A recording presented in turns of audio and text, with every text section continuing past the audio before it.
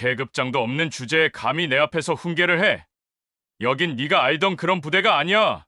백령도 해병대 현무부대 연병장에서 터져나온 이 한마디는 15년간 철권 통치를 해온 한 대령의 마지막 오만이었습니다. 그가 모욕한 상대는 계급장 없는 전투복을 입은 한 여성이었어요. 하지만 그는 몰랐죠. 그 여성이 바로 다음 날 자신의 상관이 될 신임 해병대 사령관이라는 사실을요. 대한민국 해병대 역사상 최초의 여성 삼성 장군, 최지원 중장. 그녀는 단 하루 만에 15년 권력자를 무너뜨렸습니다. 하지만 진짜 적은 따로 있었어요. 군 최고 위층까지 뻗어있는 부패 카르텔, 그리고 그녀의 개혁을 방해하려는 거대한 음모 말이죠. 고의로 망가뜨린 훈련 장비, 조작된 기상정보, 실패로 꾸며진 대형 작전. 하지만 최지원에게는 그들이 모르는 비밀 무기가 있었습니다.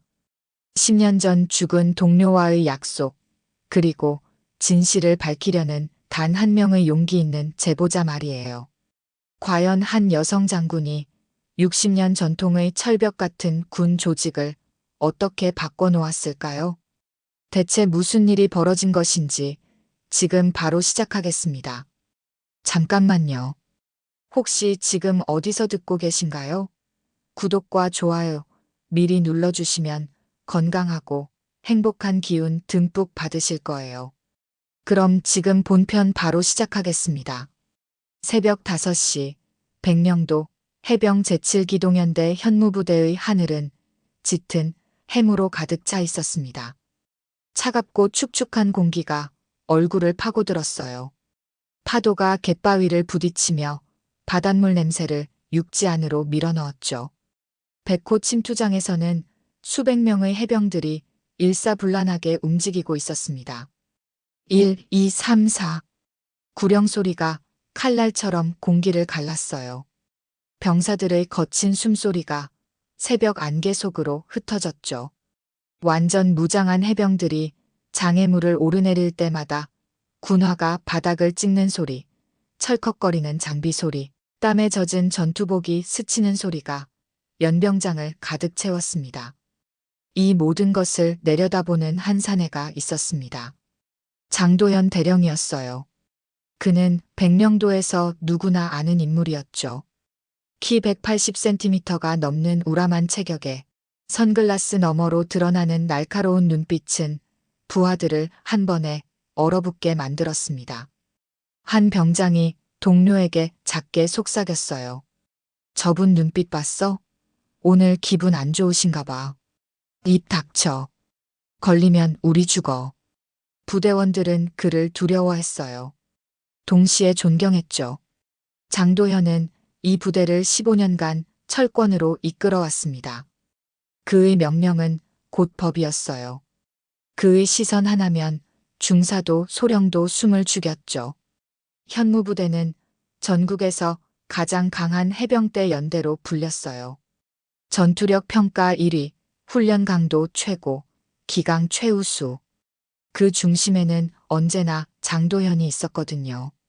그는 자신의 왕국을 내려다보며 입꼬리를 살짝 올렸습니다. 훈련은 여전히 혹독하게 진행되고 있었어요. 해병들은 완전 무장 상태로 장애물을 넘나들며 극한의 체력 훈련을 받고 있었습니다. 로프를 타고 오르는 병사들의 손에서는 땀이 뚝뚝 떨어졌어요. 손바닥이 벌겋게 달아올랐지만 아무도 내려올 수 없었죠. 그런데 그때였습니다. 연병장 입구로 낯선 방문자 2명이 나타난 거예요. 한 명은 짧은 머리를 한 여성이었고 다른 한 명은 중년 남성이었습니다. 둘 다 계급장이 없는 전투복을 입고 있었어요. 이상한 점은 그들이 전혀 긴장하지 않은 채 당당하게 걸어오고 있다는 것이었죠. 보통 외부인들이 이 부대에 들어오면 눈에 띄게 위축되기 마련인데 이들은 달랐습니다. 여성은 주변을 천천히 둘러보며 훈련 장비들을 유심히 관찰하기 시작했어요. 마치 감정가가 그림을 감정하듯 침착하고 꼼꼼하게 말이죠. 장도현의 날카로운 시선이 그들을 향했어요. 오랜 군 생활로 단련된 그의 직감이 무언가 심상치 않다고 속삭이고 있었죠. 그의 턱 끝이 살짝 들어 올려졌고 코끝에 미세한 주름이 잡혔습니다. 하지만 그는 자신만의 왕국인 이곳에서 누구든 굴복시킬 수 있다는 자신감으로 가득 차 있었어요. 부관 한 명이 장도현의 귀에 속삭였어요. 새로 부임하실 사령관님의 사전 시찰단이라고 합니다. 장도현은 코웃음을 쳤습니다. 또 다른 서울 출신 엘리트가 와서 헛소리나 늘어놓다 갈 거라고 생각했거든요. 지금까지 수많은 상관들이 와서 이런저런 지적을 했지만 결국 그의 실력 앞에서는 모두 꼬리를 내렸으니까요. 훈련장의 분위기는 여전히 살벌했습니다. 해병들의 거친 숨소리와 군화 소리가 교차하며 독특한 리듬을 만들어내고 있었어요. 그 속에서 장도현은 자신의 제국을 바라보며 흐뭇해했죠. 오후 2시 상황이 급변했습니다. 짧은 머리의 여성이 훈련 장비를 자세히 살펴보더니 갑자기 입을 열었어요. 그녀는 낡은 로프 앞에 무릎을 꿇고 손가락으로 섬유 하나하나를 훑어봤습니다. 그리고는 천천히 고개를 들었죠. 이 로프, 마모가 심각합니다. 섬유 절단면이 육안으로도 보이네요. 안전 계수가 기준치 이하예요. 그녀의 목소리는 차분했지만 날카로웠습니다. 그리고 이 안전장치. 그녀가 카라비너를 손에 들어 빛에 비춰봤어요. 체결 부위에 균열이 보입니다. 이 상태로 훈련하면 사고가 날 수 있어요. 즉시 교체가 필요합니다. 연병장에 이상한 정적이 흘렀습니다. 누군가 헛기침을 했고 병사 몇 명이 시선을 교환했어요. 장도현의 얼굴이 순식간에 붉어졌어요. 그의 이마에 파르르 경련이 일었습니다.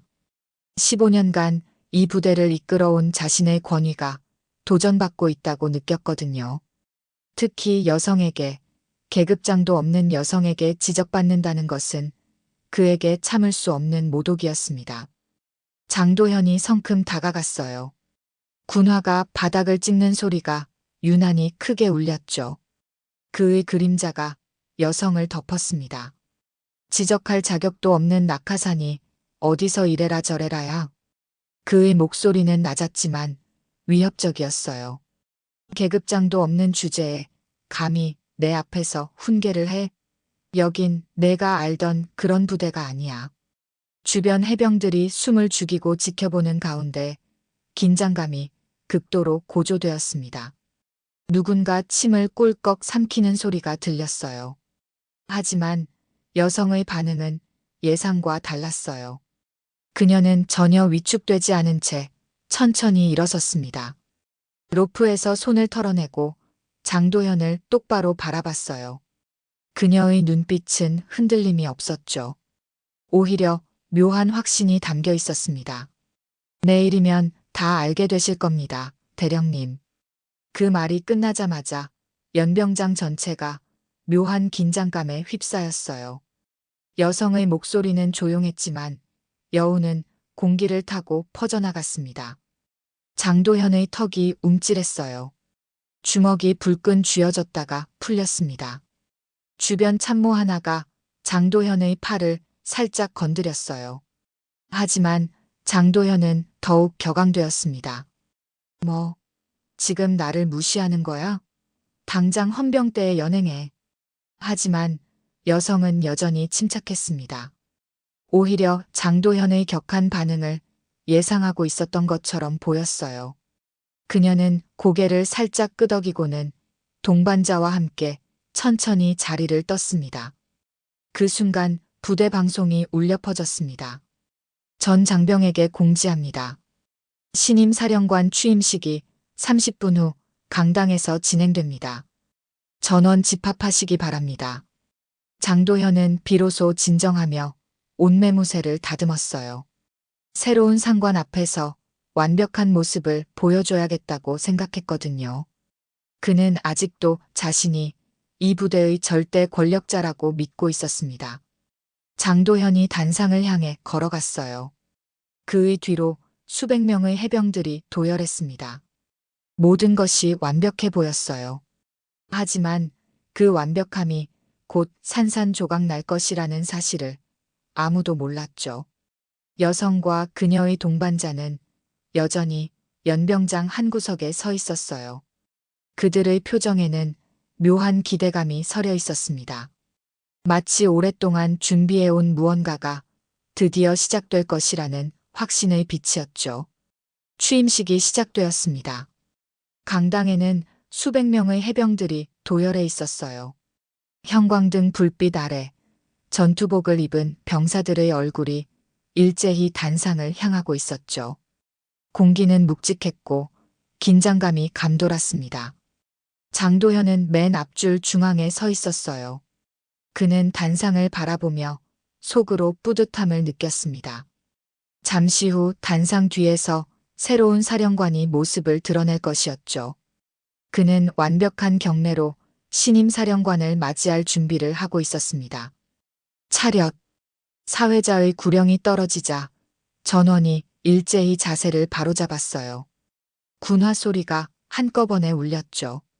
드디어 그 순간이 왔어요. 단상 뒤 커튼이 천천히 열리며 한 사람이 걸어 나왔습니다. 장도현의 눈이 점점 커졌어요. 동공이 흔들렸습니다. 입이 살짝 벌어졌죠. 눈앞에 나타난 건 바로 어제 자신이 공개적으로 모욕했던 그 여자였습니다. 최지원. 그녀가 바로 신임 해병대 사령관이었습니다. 그녀의 어깨 위로 빛나는 삼성이 형광등 불빛을 반사하며 반짝였어요. 중장의 계급장이었죠. 장도현보다 2계급이나 높은 상관이었습니다. 연병장이 순식간에 정적에 휩싸였어요. 수백 명의 해병들이 숨을 죽이고 있었죠. 방금 전까지 그들이 목격한 것은 대령이 중장을 모독한 전대미문의 사건이었거든요. 모든 이들의 시선이 장도현과 최지원 사이를 오가고 있었습니다. 장도현의 얼굴이 하얗게 질렸어요. 손바닥에서 땀이 배어나왔습니다. 다리가 휘청거렸죠. 옆에 서 있던 참모가 그의 팔을 슬쩍 잡았어요. 최지원이 마이크 앞에 섰어요. 그녀는 잠시 눈을 감았다가 떴습니다. 시선은 정면을 꿰뚫었고 목소리는 단호했어요. 먼저 해병대 사령관으로 부임하게 되어 영광입니다. 그녀의 목소리는 차분하지만 결연했습니다. 저는 여러분과 함께 새로운 해병대를 만들어가고 싶습니다.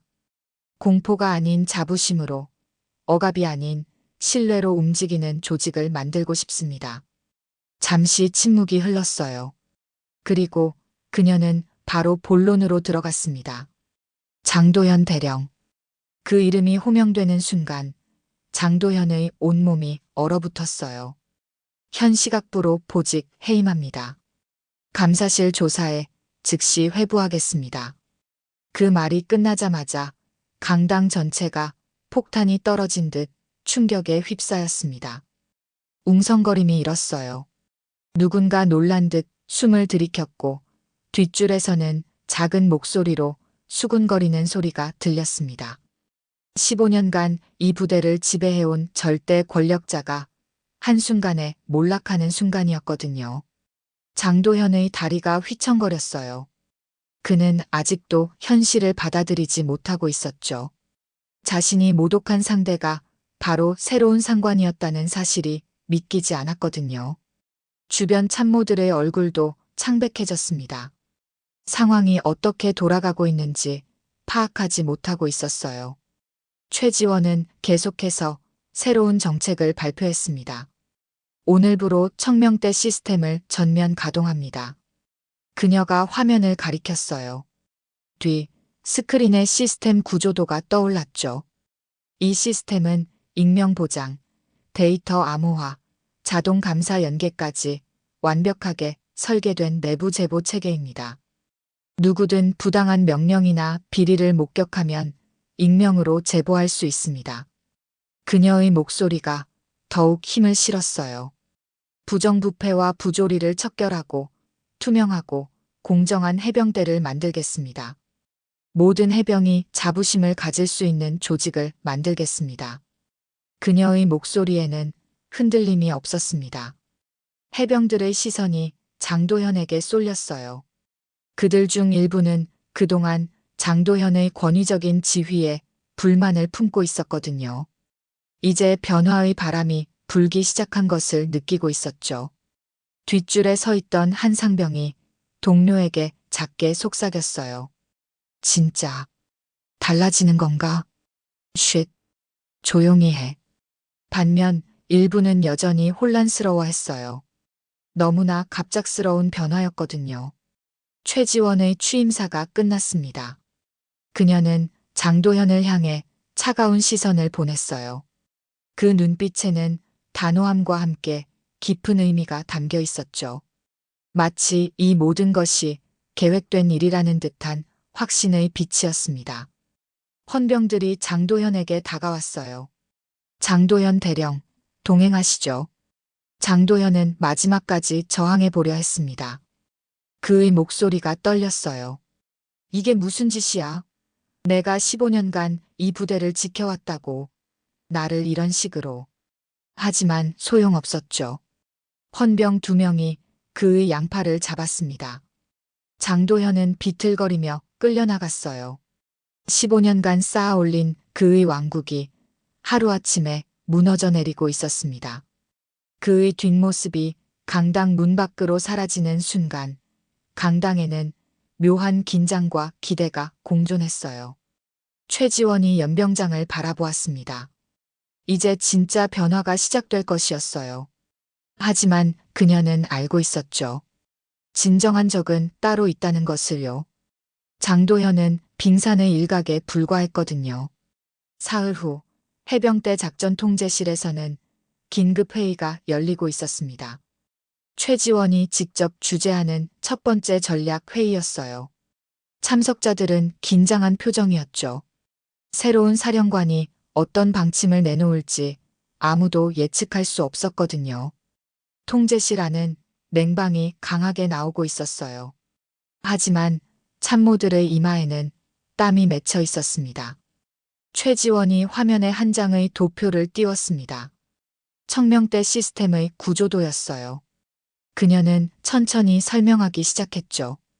여러분, 이 시스템은 단순한 제보 창구가 아닙니다. 그녀가 레이저 포인터로 화면을 가리켰어요. 익명 보장, 데이터 암호화, 자동 감사 연계까지 완벽하게 설계된 감시 체계입니다.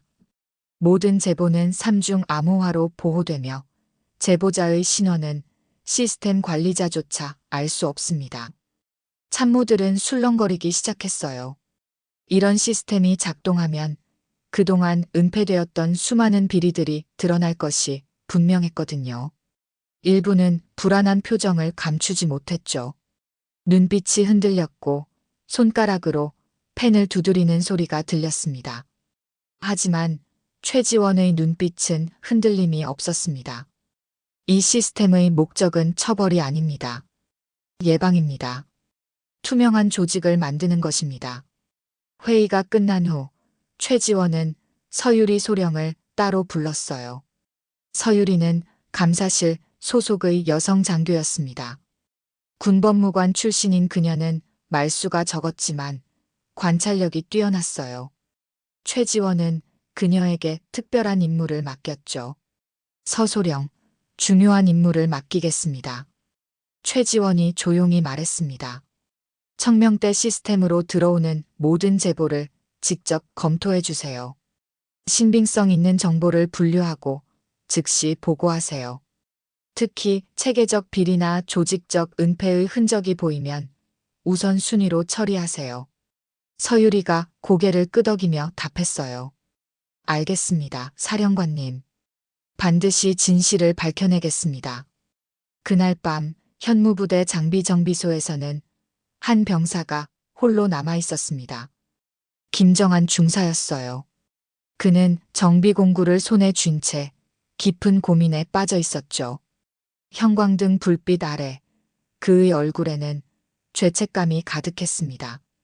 며칠 전 장도현 대령으로부터 은밀한 지시를 받았었거든요. 훈련용 장비 일부를 고의로 고장내라는 명령이었습니다. 김중사, 이건 부대를 위한 일이야. 새로 오는 사령관이 우릴 이해 못하면. 알겠지?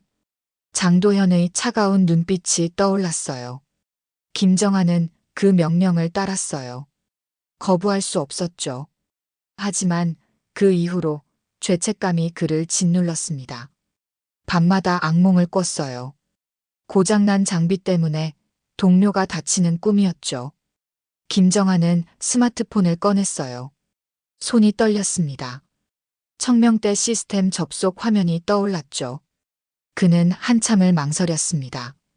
화면을 켰다가 끄기를 반복했어요. 제보를 하면 자신도 처벌받을 것이 분명했거든요. 하지만 더 이상 침묵할 수 없었어요. 내가 이러려고 군인이 됐나. 그는 떨리는 손으로 키보드를 두드리기 시작했습니다. 장도현의 지시 내용, 고장낸 장비 목록, 그리고 자신의 고백까지 모두 적어 내려갔어요. 손가락이 떨려서 오타가 나기도 했지만 끝까지 적어 내려갔죠. 마지막 문장을 쓰고 나서 그는 잠시 멈췄죠. 제가 잘못했습니다.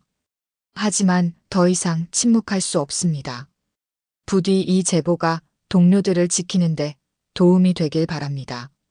그리고 제출 버튼을 눌렀습니다. 화면에 제보가 접수되었습니다라는 메시지가 떴습니다.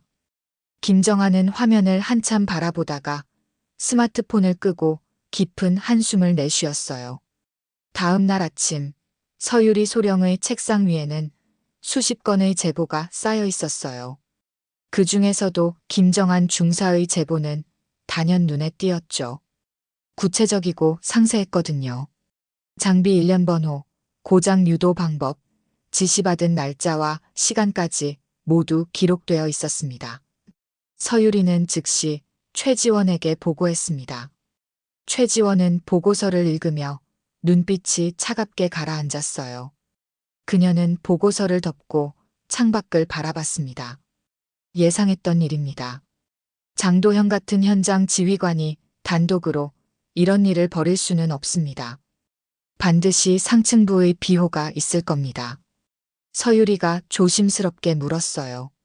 사령관님, 어디까지 파고들 생각이십니까? 최지원의 대답은 단호했습니다. 끝까지입니다. 진실이 밝혀질 때까지요. 10년 전 낡은 장비 때문에 동료를 잃었습니다. 다시는 그런 일이 일어나게 둘 수 없습니다.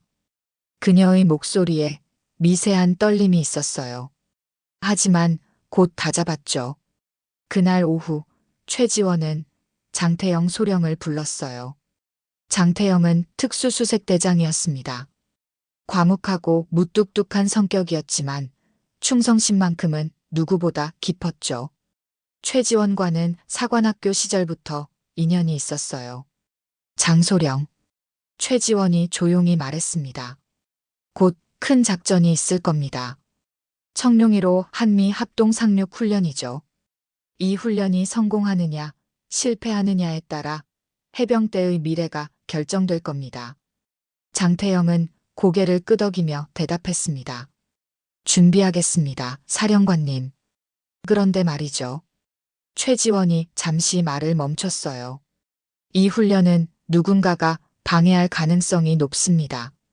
장도현의 배후 세력이 반드시 움직일 겁니다. 장태영의 눈빛이 날카로워졌어요. 그럼 어떻게 하시겠습니까? 최지원이 미소를 지었습니다. 하지만 그 미소는 차가웠어요.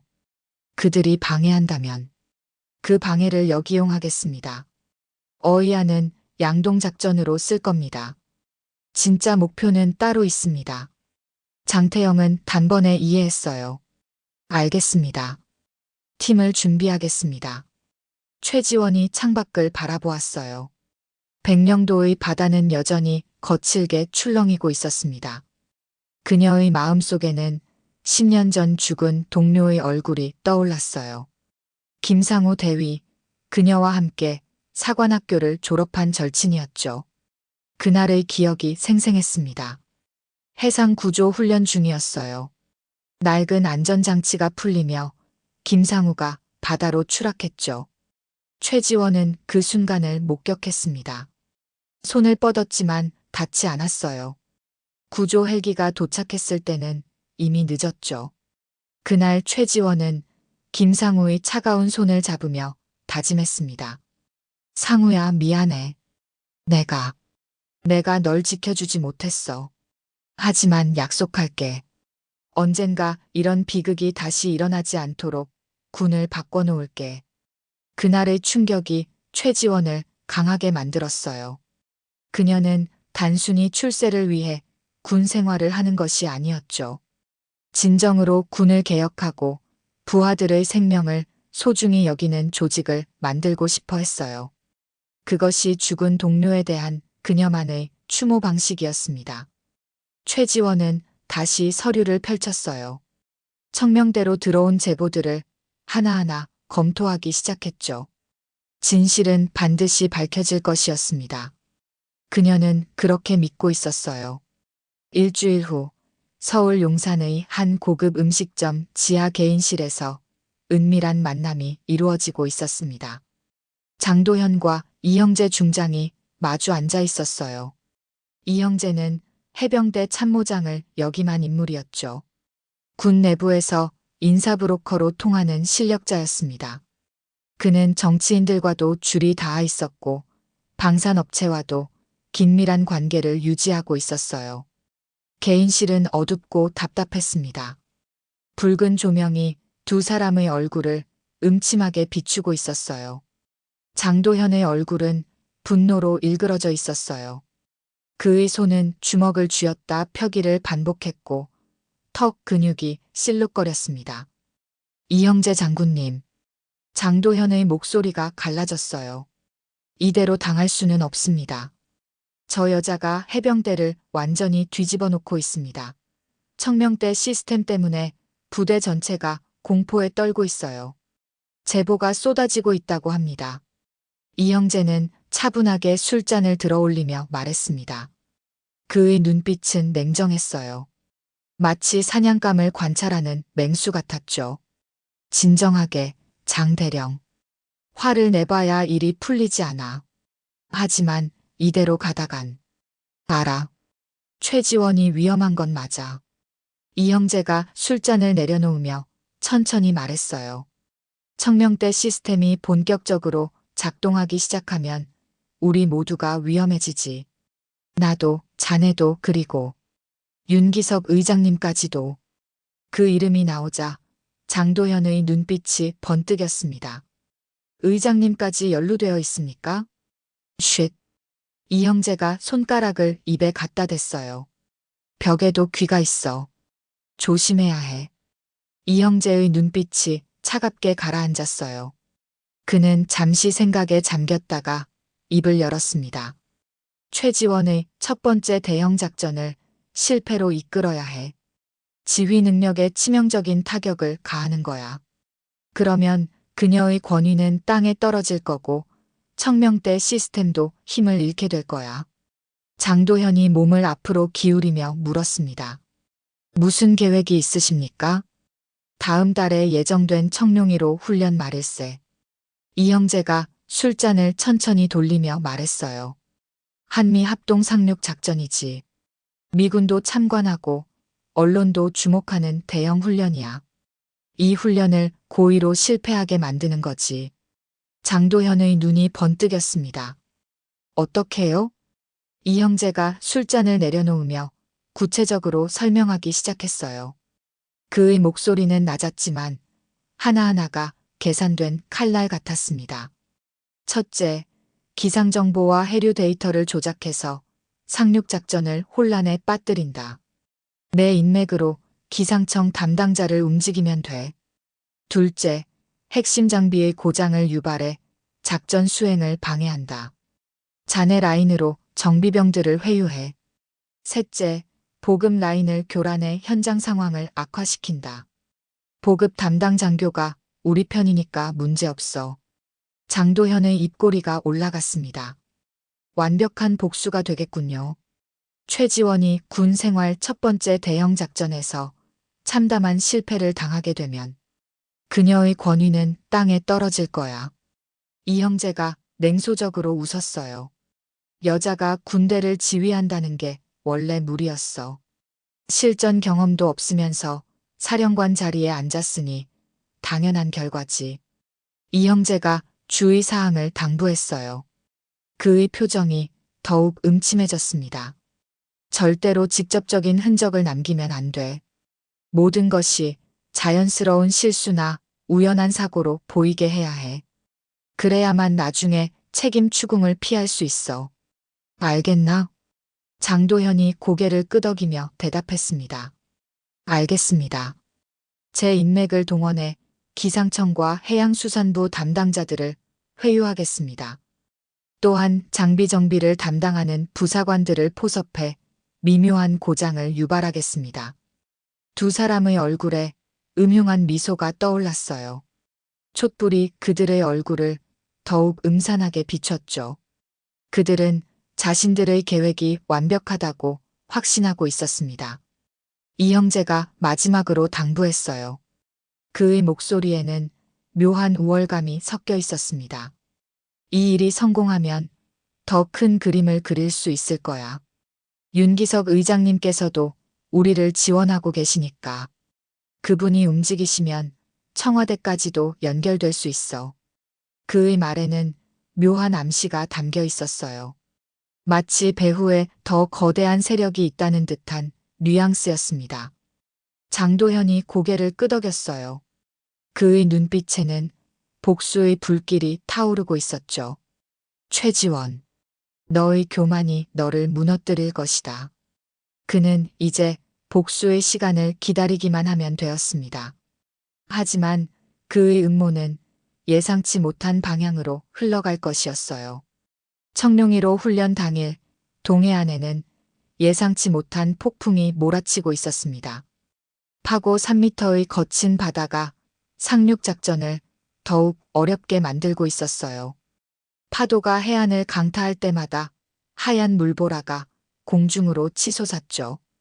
바람은 칼날처럼 날카로웠고 빗방울이 헬멧을 때렸습니다. 하지만 최지원은 훈련 강행을 지시했습니다. 실전에서는 날씨를 기다려주지 않습니다. 훈련은 예정대로 진행합니다. 그녀의 목소리는 단호했어요. 어이안으로의 상륙작전이 시작되었어요. 장도현과 이형제의 음모대로 상황은 최악으로 치달았습니다.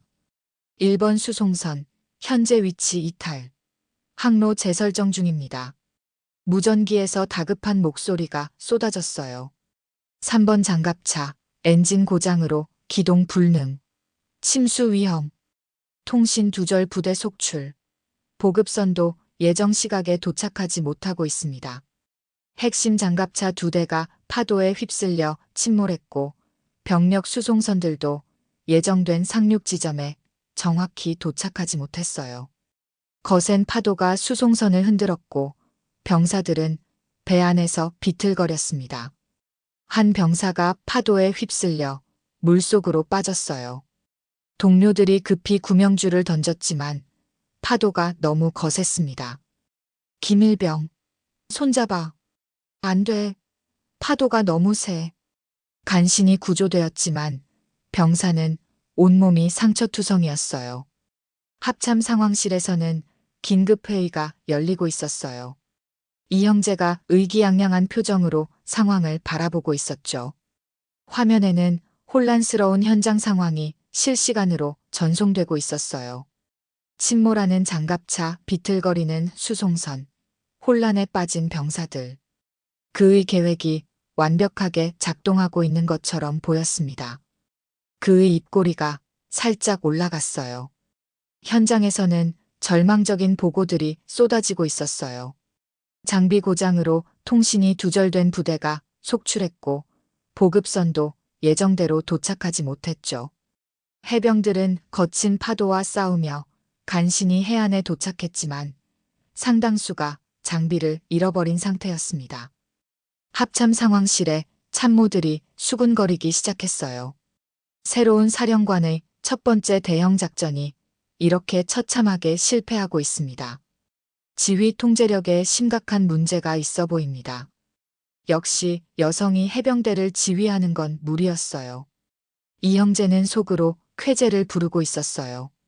모든 것이 계획대로 진행되고 있었거든요. 그는 이미 최지원의 실각 시나리오를 머릿속에 그리고 있었습니다. 하지만 최지원의 반응은 예상과 달랐어요. 그녀는 현장 상황을 차분히 지켜보고 있었죠. 마치 이 모든 혼란을 예상하고 있었던 것처럼 보였습니다. 그녀의 눈빛에는 당황함 대신 묘한 확신이 어려 있었어요. 참모 한 명이 급히 보고했습니다. 사령관님, 철수 명령을 내리셔야 합니다. 더 이상 작전을 진행하면 인명피해가 심각해질 수 있습니다. 최지원은 고개를 저었어요. 아직 철수할 시간이 아닙니다. 계획대로 진행하세요. 참모들은 당황했습니다. 무슨 계획이란 말인가? 어이한 작전은 이미 실패했는데 말이죠. 하지만 사령관님, 명령입니다. 최지원의 목소리에는 흔들림이 없었어요. 바로 그때였습니다. 합참 상황실의 레이더 화면에 새로운 신호가 포착되었어요. 시해안 쪽에서 움직임이 감지된 것이었죠. 이 형제의 얼굴이 굳어졌습니다. 그의 손이 멈췄어요. 저건 뭐야? 시해안에는 아무 계획도 없었는데. 상황실 화면이 전환되었어요. 그리고 거기에는 믿을 수 없는 장면이 펼쳐지고 있었습니다. 밤 11시, 시해안으로 향하는 특수부대의 움직임이 시작되었습니다. 장태영 소령이 이끄는 특수수색대였어요. 그들은 어둠을 틈타 은밀히 침투하고 있었죠. 야간 투시경을 착용한 그들의 움직임은 귀신같이 조용했습니다. 최지원은 처음부터 어이안을 미끼로 사용할 계획이었던 것입니다. 이미 10년 전 김상우의 사고 이후 그녀는 하나를 배웠어요. 적이 예상하는 곳에서 싸우지 말라고. 적이 공격하려는 곳을 역이용하라고. 그녀는 장도현과 이 형제가 훈련을 방해할 것을 예상하고 있었습니다. 그래서 어이안을 일부러 취약하게 만들었어요. 적이 공격하기 좋게, 실패하기 쉽게 말이죠. 진짜 목표는 시해안이었어요. 미군 오스프리기가 저공 비행으로 접근했습니다. 엔진 소리를 최소화하며 레이더, 회피 기동을 하고 있었어요. 한미 합동작전의 진수를 보여주는 완벽한 협조였습니다. 장태영이 무전기에 대고 조용히 지시했습니다. 1번 팀 하강 준비. 이번 작전은 실패가 없다. 알겠나? 1번 팀 준비 완료. 2번 팀 준비 완료. 오스프리기에서 특수부대원들이 신속하게 하강하기 시작했어요. 로프를 타고 내려가는 그들의 모습은 마치 어둠 속의 그림자 같았습니다. 목표 지점까지의 거리는 불과 500m. 장태영의 부대는 신속하게 오스프리에서 하강의 목표 지점을 장악했죠. 모든 것이 시계처럼 정확하게 진행되고 있었습니다. 목표 지점 확보 완료. 적 저항 전모. 해안 경계 완료. 후속 부대 투입 가능. 시해안 일대 완전 장악. 작전 성공. 합참 상황실의 분위기가 순식간에 바뀌었어요. 시해안 기습 성공 소식이 전해진 것이었죠. 참모들이 웅성거리기 시작했고 이 형제의 얼굴이 창백하게 질렸습니다. 그의 손이 떨렸어요. 뭔가 예상과 다르게 흘러가고 있다는 것을 직감했거든요. 최지원이 차분히 설명했어요. 어이안 상륙작전은 적의 주의를 분산시키기 위한 양동작전이었습니다. 그녀가 화면을 가리켰어요. 진짜 목표는 처음부터 시해안이었습니다. 어이안에서의 혼란이 클수록 적은 그곳에 주의를 집중하게 됩니다. 그 사이 우리는 시해 안으로 침투했습니다. 참모들이 감탄사를 연발했어요. 완벽한 기만 작전이었거든요. 실패를 가장한 성공이었습니다. 최지원의 목소리가 더 단호해졌어요. 만약 누군가가 어이안을 방해했다면 그 방해는 오히려 우리의 작전을 더 완벽하게 만들어 주었을 뿐입니다. 그 말이 끝나자마자 이형제의 얼굴이 완전히 굳었어요. 이형제는 당황했어요. 자신의 계획이 오히려 최지원의 작전에 이용당했다는 것을 깨달았거든요. 어이안에서의 혼란이 클수록 시해안 기습의 성공 확률이 높아진 셈이었죠. 그는 완전히 속아 넘어간 것이었습니다. 한편 서유리 소령은 부대 내에서 진행되고 있던 또 다른 작전을 수행하고 있었어요. 청명대 제보 시스템으로 들어온 정보들을 체계적으로 정리하고 있었던 것이죠. 이미 상당한 양의 증거가 축적되어 있었습니다. 제보 내용은 충격적이었어요. 장도현과 부하들의 각종 부정행위는 물론 이형제와의 유착 관계까지 상세히 기록되어 있었죠. 심지어 오늘 훈련 방해 공작에 대한 구체적인 증거까지 확보되어 있었습니다. 한 정비병의 제보였어요. 이형제 중장의 측근으로부터 금품을 받고 장비를 고장내라는 지시를 받았습니다. 은행 계좌 내역과 통화 녹음 파일을 첨부합니다. 서유리가 긴급히 최지원에게 보고했어요. 사령관님, 이형제 중장과 장도현 대령의 공모 사실이 확실합니다. 기상정보 조작, 장비 고장 유도, 모든 증거가 확보되었습니다. 최지원의 눈빛이 날카로워졌어요. 예상했던 일이었죠. 그리고 하나 더 있습니다. 서유리가 조심스럽게 말했어요. 제보된 내용 중에 합참 장성급 인물이 언급된 부분이 있습니다. 누구인가? 윤기석 대장입니다. 칠지도라는 암호명의 비밀 문서가 있다고 합니다. 최지원은 예상했던 일이라고 침착하게 반응했어요. 하지만 내심으로는 큰 충격을 받고 있었죠. 부패의 뿌리가 생각보다 훨씬 깊고 광범위하다는 것을 실감했거든요. 이것은 단순한 개혁이 아닌 전면전이 될 것이었습니다. 훈련장에서는 시해안 기습 성공 소식이 전파되고 있었어요. 해병들의 사기가 크게 올라갔죠. 처음에는 실패작으로 보였던 작전이 실제로는 완벽한 승리였다는 것을 알게 되었거든요. 이형제가 급히 자리를 떴어요. 상황이 심각하게 돌아가고 있다는 것을 직감했거든요. 그는 즉시 상급자에게 보고해야 한다고 생각했습니다. 하지만 이미 늦었어요. 최지원의 그물망은 이미 그를 향해 조여지고 있었거든요.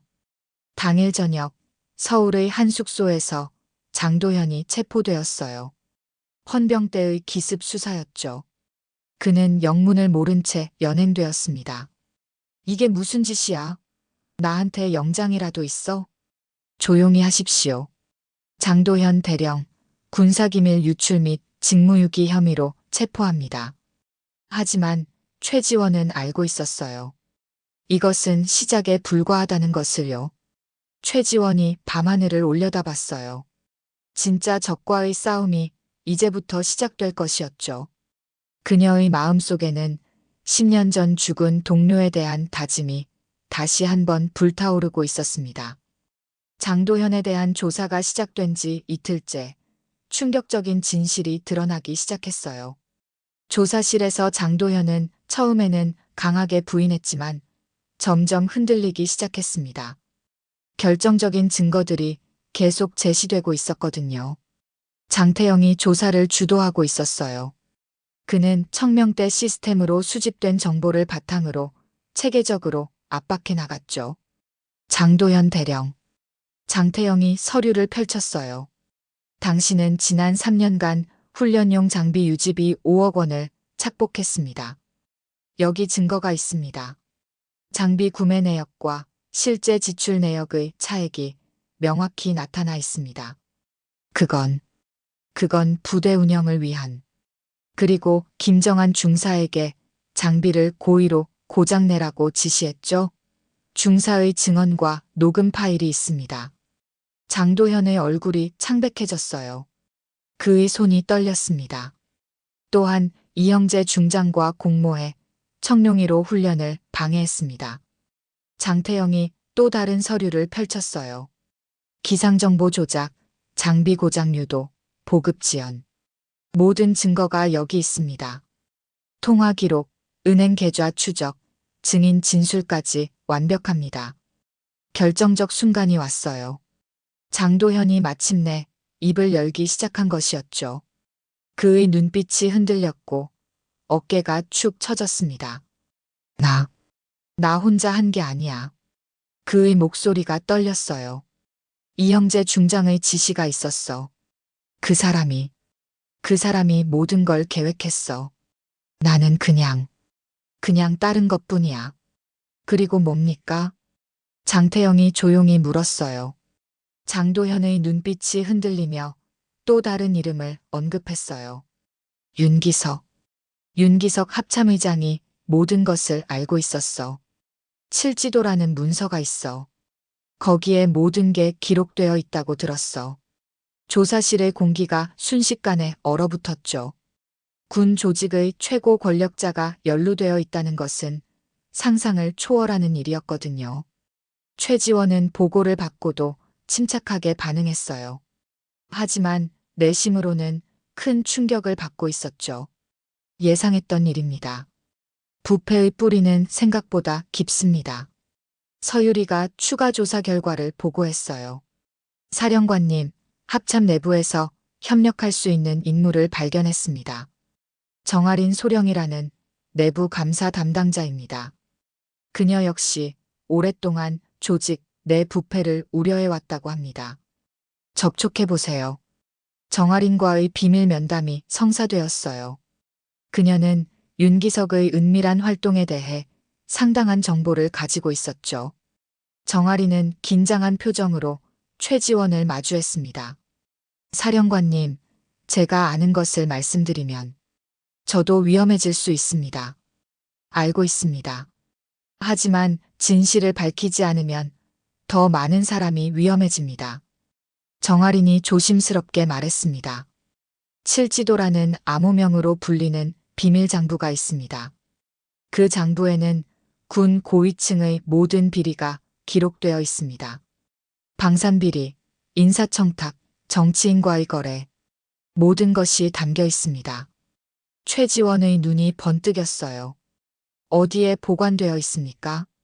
합참본부 지하 3층, 청운실이라는 기밀 서고에 있습니다. 윤기석 대장만이 접근할 수 있습니다. 생체인식 보안이 세 겹으로 되어 있습니다. 최지원은 잠시 생각에 잠겼어요. 그 장부를 확보한다면 모든 것을 한 번에 해결할 수 있을 것이라고 생각했거든요. 하지만 위험했습니다. 만약 발각되면 모든 것이 끝날 수 있었어요. 하지만 최지원은 결단을 내렸습니다. 위험을 감수하고서라도 진실을 밝혀내야 합니다. 10년 전 죽은 동료 그리고 지금도 부패한 시스템 때문에 고통받고 있는 모든 부하들을 위해서라도 포기할 수 없습니다. 정아린이 해결책을 제시했어요. 윤기석 대장을 청와대 단독 면담으로 유인해내는 동안 서고를 수색하는 겁니다. 제가 청와대 안보실에 연결고리가 있습니다. 작전이 시작되었어요. 정아린이 청와대 측에 윤기석과의 긴급 면담을 요청했죠. 북한 관련 중대한 정보가 있다는 명목이었어요. 윤기석은 의심하지 않고 청와대로 향했습니다. 그의 오만함이 오히려 독이 된 것이었죠. 윤기석이 청와대로 떠난 순간 최지원의 특별수색팀이 합참본부로 잠입했어요. 장태영이 직접 팀을 이끌었죠. 정아린의 안내로 지하 서고까지의 경로를 확보했습니다. 하지만 시간이 많지 않았어요. 윤기석이 면담을 마치고 돌아오기 전에 모든 것을 끝내야 했거든요. 지하 서고는 삼중 보안으로 둘러싸여 있었어요. 하지만 장태영의 팀은 전문적으로 훈련된 특수 부대원들이었죠. 그들은 신속하고 조용하게 보안 시스템을 무력화시켰습니다. 1번, 첫 번째 보안 해제 완료. 2번, 두 번째 보안 해제 중. 생체 인식 우회 성공. 3번, 최종 보안 대기. 진입 준비 완료. 드디어 칠지도 장부를 발견했어요. 두꺼운 파일 속에는 상상을 초월하는 내용들이 기록되어 있었죠. 군 고위층의 뇌물수수, 무기 도입 과정의 리베이트, 인사청탁, 심지어 정치인들과의 은밀한 거래까지 모든 것이 상세히 적혀 있었습니다. 장태영이 무전기에 대고 급히 보고했습니다. 목표 확보 완료. 자료량이 예상보다 방대합니다. 즉시 복사 작업 시작합니다. 시간이 얼마나 남았나? 15분입니다. 서두르세요. 수색팀은 신속하게 모든 자료를 복사하고 현장을 정리했죠. 마치 아무 일도 없었던 것처럼 원상 복구시켰습니다. 윤기석이 돌아왔을 때는 이미 모든 것이 끝난 후였어요. 최지원이 복사된 자료를 검토하며 경악했어요. 부패의 규모가 생각보다 훨씬 컸거든요. 이것은 단순한 개인 비리가 아니라 조직 차원의 체계적인 부패였습니다. 서소령, 이 자료들을 법무실로 보내세요. 그리고 합참 고위 회의 소집을 요청하세요. 알겠습니다, 사령관님. 하지만 이제 모든 증거가 확보되었어요. 진짜 청소의 시간이 다가오고 있었죠. 윤기석이 청와대 면담에서 돌아온 다음 날 전군 지휘관 회의가 소집되었어요. 윤기석이 직접 주재하는 원래 회의였죠. 그는 평소처럼 여유로운 모습이었어요. 자신의 비밀이 발각되었다는 사실을 전혀 모르고 있었거든요. 회의실에는 군의 핵심 인물들이 모두 모여 있었어요. 각 군 사령관과 합참 주요 보직자들, 그리고 최지원도 참석해 있었죠. 표면적으로는 북한 관련 정세 브리핑이 예정되어 있었습니다. 윤기석이 회의를 시작했어요. 그의 목소리는 권위 있고 안정적이었습니다. 오늘은 북한의 최근 동향에 대해 논의하겠습니다. 정보사령부 보고부터 시작하죠. 참석자들은 진지하게 듣고 있었어요. 하지만 최지원만큼은 다른 생각을 하고 있었습니다. 곧 이 회의실의 분위기가 완전히 바뀔 것이라는 것을 알고 있었거든요. 북한 브리핑이 끝나갈 무렵 최지원이 발언을 요청했어요. 의장님, 제가 잠시 발언해도 되겠습니까? 윤기석은 당황스러운 표정을 지었지만 거절할 수 없었죠. 허락하지. 최 중장, 말해보게. 최지원이 천천히 자리에서 일어섰습니다. 그녀는 잠시 눈을 감았다가 떴습니다. 시선은 정면을 꿰뚫었고 목소리는 단호했어요. 오늘은 북한이 아닌 우리 내부의 적에 대해 이야기하고 싶습니다. 회의실의 분위기가 순식간에 경직되었어요. 윤기석의 얼굴이 창백해지기 시작했죠. 그의 손이 미세하게 떨렸습니다. 그는 무슨 일이 벌어지고 있는지 직감하고 있었거든요. 하지만 이미 늦었어요. 최지원의 폭탄 선언이 시작된 것이었습니다. 대형 스크린에 문서들이 투사되기 시작했어요. 윤기석을 비롯한 여러 고위 장성들의 부정부패 증거들이었죠. 회의실이 충격과 경악으로 술렁이기 시작했습니다. 아무도 이런 상황을 예상하지 못했거든요. 윤기석이 다급하게 제지하려 했어요. 그의 목소리가 떨렸습니다. 최 중장, 지금 무슨 짓을 하는 거야? 당장 중지하라. 하지만 최지원은 멈추지 않았죠. 그녀는 체계적으로 모든 증거를 제시해 나갔습니다. 이것은 무기 도입 과정에서 발생한 비리입니다. 화면이 전환되었어요. K2 전차 도입 계약 당시 윤기석 대장은 방산업체로부터 30억 원의 리베이트를 받았습니다. 여기 계좌 추적 내역과 방산업체 회계장부가 있습니다. 화면이 다시 전환되었어요. 이것은 인사청탁 명단입니다. 지난 5년간 금품을 받고 부적격자를 진급시킨 사례가 47건입니다. 각 케이스마다 금액과 날짜, 관련자가 명시되어 있습니다. 그리고 이것은 정치인들과의 은밀한 거래 기록입니다. 하나하나 공개될 때마다 회의실은 더욱 큰 충격에 빠져들었어요. 어떤 참모는 입을 틀어막았고 어떤 이는 고개를 저었습니다. 결정적인 순간이 왔어요. 최지원이 윤기석의 개인 계좌 내역을 공개한 것이었죠. 윤기석 대장의 비자금 계좌입니다. 지난 8년간 총 240억 원의 의문스러운 입금 내역이 있습니다. 출처가 불분명한 자금이 스위스와 케이맨 제도 계좌로 이동한 흔적도 발견되었습니다. 그 순간 회의실 전체가 숨을 멈춘 듯 했어요. 윤기석의 얼굴이 완전히 흑빛으로 변했어요. 그의 손이 주먹을 쥐었다가 풀렸습니다. 회의실 문이 열리며 헌병대가 들어왔어요. 미리 대기하고 있던 체포조였죠. 윤기석 대장, 군형법 위반 및 뇌물수수 혐의로 체포합니다. 동행하시죠. 윤기석은 마지막까지 저항하려 했습니다. 그의 목소리가 갈라졌어요. 이건 말도 안 돼. 내가 누군지 알아? 합참의장이야. 대한민국 군의 최고 책임자라고. 하지만 소용없었어요. 헌병들은 단호하게 그를 연행했습니다. 그의 어깨가 축 처졌고 발걸음이 비틀거렸어요. 이 형제와 증거에 연루된 여러 장성들도 현장에서 함께 연행되었어요. 그들의 얼굴은 절망과 당황으로 가득했습니다. 남은 참석자들은 충격에서 헤어나오지 못하고 있었어요. 군 조직의 최고 권력자가 이런 식으로 몰락하는 것을 목격한다는 것은 상상할 수 없는 일이었거든요. 하지만 모든 것이 증거와 함께 공개되었기에 부인할 수 없는 사실이었습니다. 노재훈 준장이 천천히 일어섰습니다.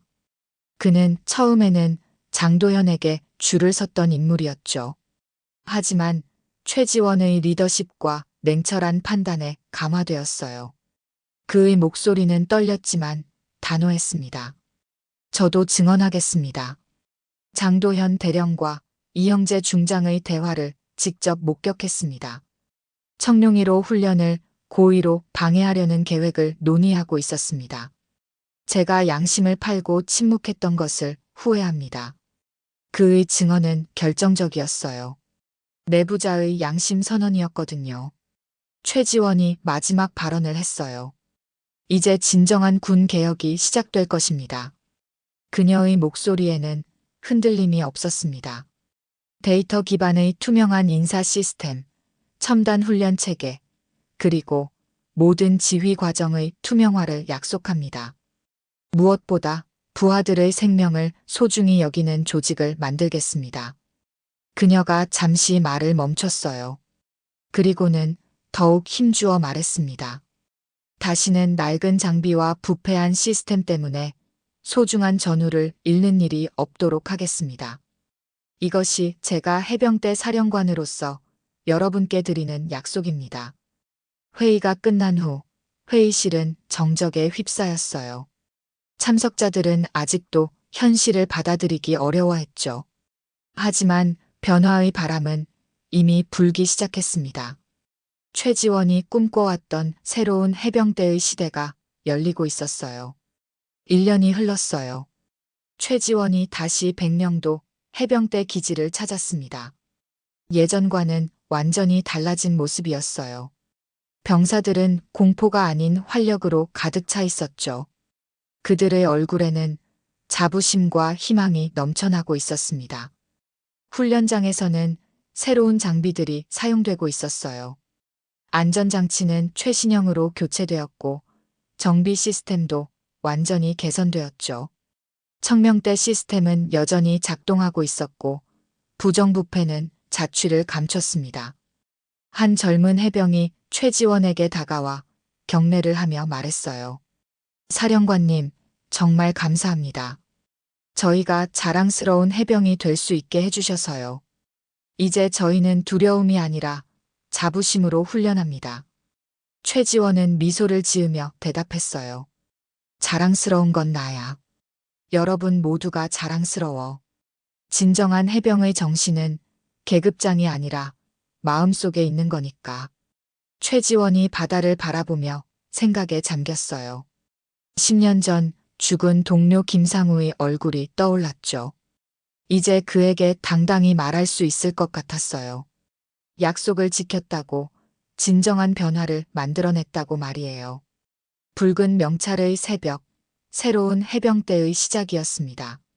최지원의 개혁은 단순히 부패를 척결한 것이 아니었어요. 군인들이 진정한 자부심을 가질 수 있는 조직을 만든 것이었죠. 그것이야말로 진정한 승리였습니다. 백령도의 바다는 여전히 거칠게 출렁이고 있었어요. 하지만 그 바다를 지키는 해병들의 눈빛은 이전과 달랐습니다. 두려움이 아닌 자부심으로 빛나고 있었거든요.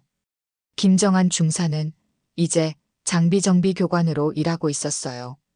그는 후배들에게 장비의 중요성과 정직함의 가치를 가르치고 있었죠. 한때 잘못된 명령을 따랐던 자신의 과거를 후배들에게 솔직히 털어놓으며 양심의 중요성을 강조했습니다. 여러분, 잘 들으세요. 장비 하나가 전우의 생명을 좌우합니다. 그리고 여러분의 양심 하나가 조직 전체를 바꿀 수 있습니다. 서유리 소령은 군 감찰 시스템 개혁의 선두에 서 있었어요.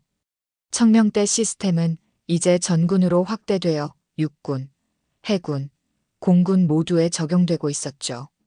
투명성과 공정성이 군 조직의 새로운 기준이 되었습니다. 장태영 소령은 특수전 교육단장으로 승진했어요. 그는 실전과 같은 훈련을 통해 진짜 전투력을 키우는데 집중하고 있었죠. 하지만 무엇보다 중요한 것은 안전이라는 원칙을 절대 잊지 않았습니다. 최지원이 연병장을 천천히 걸었어요. 해병들이 훈련하는 모습을 바라보며 그녀는 깊은 만족감을 느꼈습니다. 그때 뒤에서 서유리의 목소리가 들렸어요. 사령관님, 무슨 일인가, 서소령. 청와대에서 연락이 왔습니다. 대통령께서 직접 만나고 싶어 하십니다. 최지원은 잠시 놀란 표정을 지었어요. 하지만 곧 침착함을 되찾았죠. 무슨 일로? 군 개혁 추진단 단장직을 제안하신다고 합니다. 전군 차원의 개혁을 이끌어달라는 요청입니다. 최지원은 바다를 다시 한번 바라보았어요. 파도는 여전히 거칠게 부서지고 있었지만 그 위로 아침 햇살이 눈부시게 비치고 있었습니다. 서소령, 우리의 싸움은 아직 끝나지 않았어요. 한 부대를 바꾸는 것과 전군을 바꾸는 것은 차원이 다른 일이죠. 그래도 하실 겁니까? 최지원이 미소를 지었어요. 해야죠. 김상우를 위해서라도, 그리고 미래의 모든 전우들을 위해서라도요. 그날 저녁, 최지원은 자신의 집무실에서 혼자 창밖을 바라보고 있었어요. 책상 위에는 10년 전 김상우 대위와 함께 찍은 사진이 놓여 있었죠. 두 사람은 사관학교 졸업식 날 환하게 웃고 있었습니다. 최지원이 사진을 손에 들고 조용히 말했어요. 상우야, 약속 지켰어. 우리가 꿈꿨던 그런 군대를 만들었어. 이제 더 큰 무대에서 싸워야 할 것 같아. 그녀의 눈가에 눈물이 맺혔지만 곧 닦아냈습니다. 울 시간은 없었어요. 앞으로 해야 할 일이 너무나 많았거든요. 다음 날 아침, 최지원은 청와대로 향했습니다. 차창 밖으로 서울의 풍경이 스쳐 지나갔어요. 그녀는 알고 있었죠. 진짜 싸움은 이제부터 시작이라는 것을요. 하지만 두렵지 않았습니다. 백령도에서 증명했듯이 진실과 정의는 결국 승리한다는 것을 알고 있었거든요. 그리고 무엇보다 그녀는 혼자가 아니었어요.